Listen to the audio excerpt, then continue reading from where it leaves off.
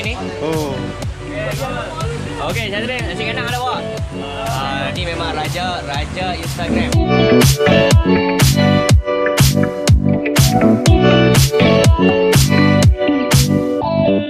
Untuk ambil apa gambar geng-geng yang MDRT dan pakar MDRT. Saya rasa sangat best lah, seru je.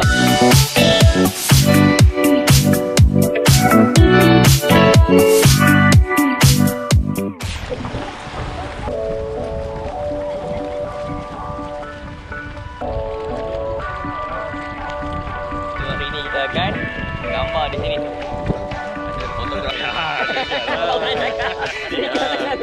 Bangun.